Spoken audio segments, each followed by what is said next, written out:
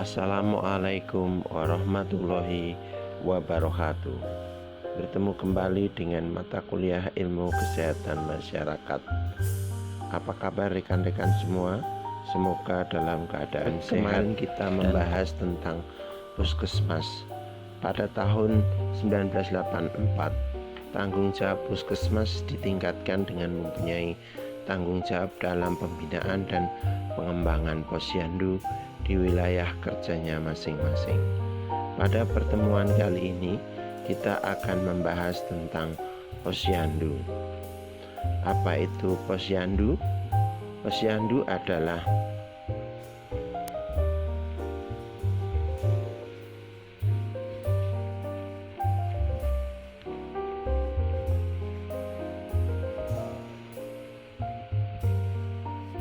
pos pelayanan terpadu yang merupakan salah satu bentuk upaya kesehatan bersumber daya masyarakat atau UKBM yang dilaksanakan oleh, dari, dan bersama masyarakat untuk memberdayakan dan memberikan kemudahan kepada masyarakat guna memperoleh pelayanan kesehatan bagi ibu, bayi, dan anak balita.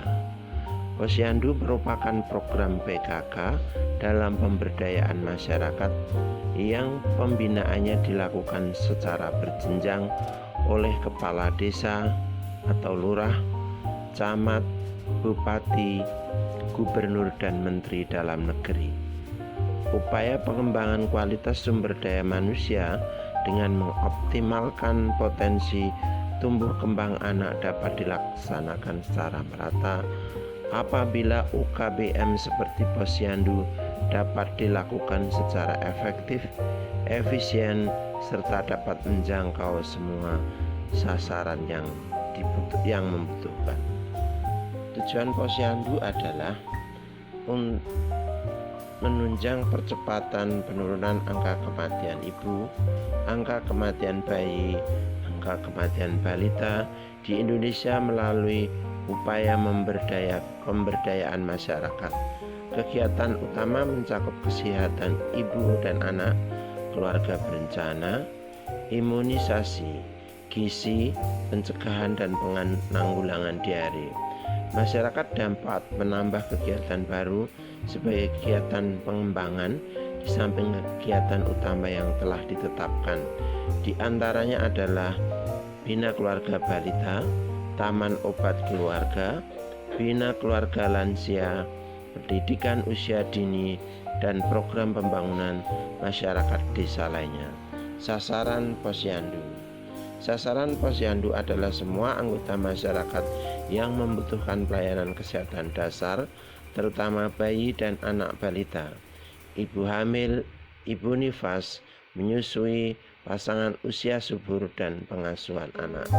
Manfaat posyandu adalah bagi masyarakat memperoleh kemudahan untuk mendapatkan informasi dan pelayanan bagi ibu, bayi, dan anak balita.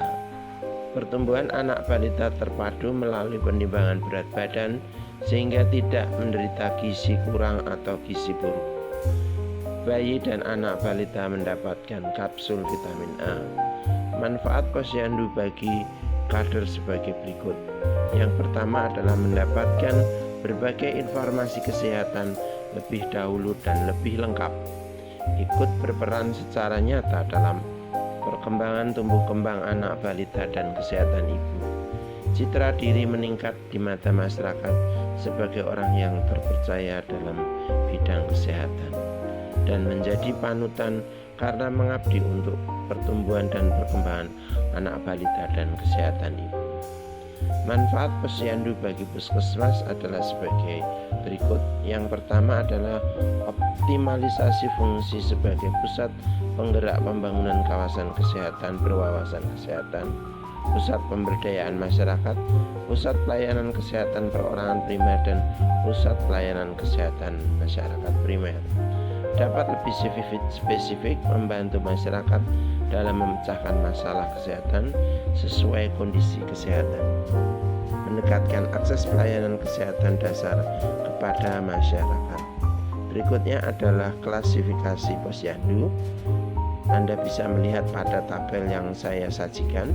Yang pertama adalah mengenai frekuensi penimbangan, terbagi menjadi posyandu pratama, madya, purnama, dan mandiri. Kemudian jumlah kader yang bertugas, rata cakupan datang atau total peserta, cakupan kumulatif, dan sampai ke angka kriteria 8 adalah kecukupan dana. Kemudian adalah peran kader dalam posyandu adalah unsur masyarakat, lembaga kemasyarakatan, organisasi kemasyarakatan, lembaga swadaya masyarakat, lembaga mitra pemerintah, dan dunia usaha yang dipilih bersedia mampu memiliki waktu dan kepedulian terhadap pelayanan sosial dasar masyarakat di posyandu. Pengelola posyandu dipilih oleh masyarakat pada saat musyawarah pembentukan posyandu. Pengelola posyandu sekurang-kurangnya terdiri dari dua ketua, yaitu ketua dan sekretaris dan bendahara. Kriteria pengurus posyandu antara lain adalah sukarelawan dan tokoh masyarakat setempat yang memiliki semangat pengabdian, berinisiatif tinggi, dan mampu memotivasi masyarakat yang bersedia bekerja secara sukarela bersama masyarakat. Kader posyandu yang selanjutnya disebut kader adalah seorang masyarakat yang bersedia, mampu, dan memiliki waktu untuk menyelenggarakan kegiatan posyandu secara sukarela. Peran kader saat kegiatan posyandu adalah sebagai berikut. Yang pertama adalah melakukan pendaftaran balita, ibu hamil, ibu nifas, ibu menyusui, dan sasaran lainnya. Yang kedua adalah pelayanan kesehatan ibu dan anak. Untuk pelayanan kesehatan anak pada posyandu dilakukan penimbangan, pengukuran tinggi badan, pengukuran lingkar kepala, pemantauan aktivitas anak, pemantauan status imunisasi anak, pemantauan terhadap pola asuh, pemantauan tentang permasalahan anak balita, dan lain sebagainya.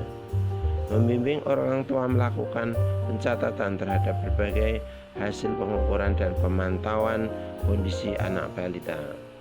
Yang selanjutnya adalah melakukan penyuluhan tentang pola asuh anak balita.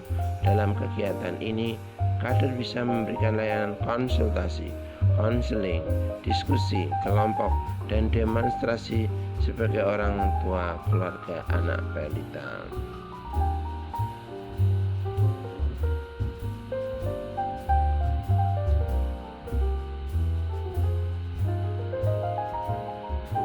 Melakukan penyuluhan tentang pola asuh anak balita. Dalam kegiatan ini, kader bisa memberikan layanan konsultasi, konseling, diskusi kelompok, dan demonstrasi orang tua keluarga dan anak balita.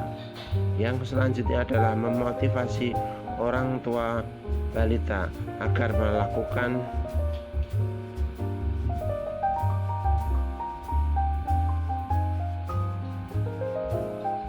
pola asuh yang baik pada anaknya dengan menerapkan prinsip asah, asih, dan asuh.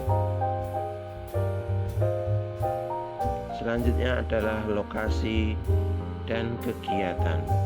Lokasi posyandu dapat dipilih ruangan di desa atau kelurahan, RW atau dusun, kios di pasar, ruang perkantoran, atau tempat khusus yang dibangun oleh swadaya masyarakat. Lokasi penyelenggaraan kegiatan posyandu sebaiknya mudah dijangkau oleh masyarakat. Kegiatan posyandu sekurang-kurangnya sekali dalam sebulan. Jika diperlukan hari buka posyandu dapat lebih dari satu kali dalam sebulan.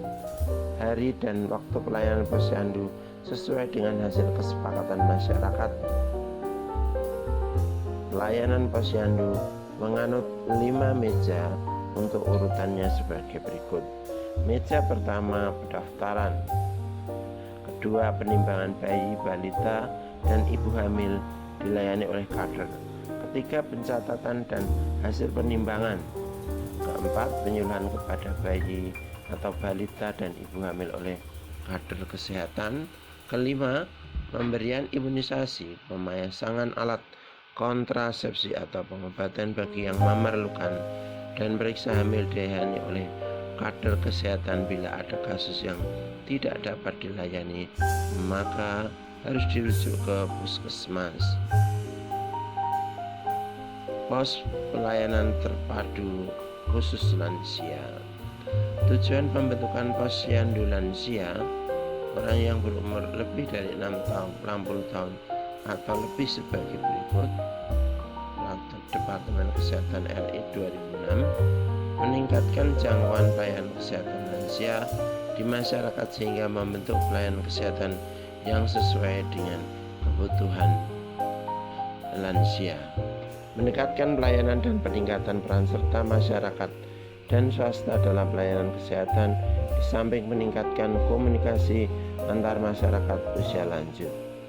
Untuk pelayanan posyandu lansia sering disebut pos pembinaan terpadu atau POSBINDU. Antara lain meliputi pemeriksaan kesehatan fisik, mental, emosional, dan dipantau dengan kartu menuju sehat untuk mengetahui lebih awal penyakit yang diderita atau ancaman masalah kesehatan yang dihadapi. Sementara itu, jenis pelayanan kesehatan yang diberikan kepada usia lanjut di posyandu lansia adalah sebagai berikut. Yang pertama adalah pemeriksaan aktivitas kegiatan sehari-hari, meliputi kegiatan dasar dalam kehidupan seperti makan, minum, belajar, mandi, berpakaian, dan seterusnya. Yang kedua adalah pemeriksaan status mental.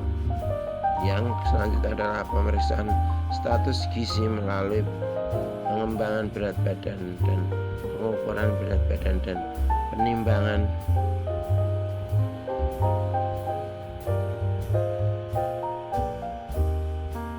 Yang selanjutnya adalah pengukuran tekanan darah, pemeriksaan hemoglobin, pemeriksaan gula darah, pemeriksaan zat di telur atau protein, pelaksanaan rujukan di puskesmas jika ada keluhan atau ditemukan kelainan pada pemeriksaan yang pertama hingga 6. Penyuluhan kesehatan, kegiatan yang dapat dilakukan sesuai kebutuhan dan kondisi setempat seperti pemberian makanan tambahan dan memperhatikan aspek kesehatan dan gizi lanjut usia. Dari kegiatan olahraga seperti senam jantung sehat dan gerak jalan santai untuk meningkatkan kebugaran. Untuk kelancaran kegiatan posyandu lansia dibutuhkan sarana dan prasarana penunjang, yaitu tempat kegiatan, gedung, ruangan, dan seterusnya, meja, kursi, dan seterusnya, tinggi badan, stetoskop, tensimeter, peralatan laboratorium, serta kartu menuju sehat.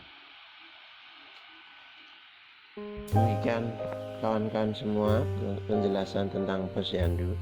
Silahkan kalau ada masukan dan saran bisa dimasukkan dalam komentar. Saya kira saya cukupkan pertemuan kali ini sampai di sini. Terima kasih atas segala perhatian yang diberikan. Mohon maaf atas segala kekurangan yang saya sampaikan. Sekian. Wassalamualaikum warahmatullahi wabarakatuh.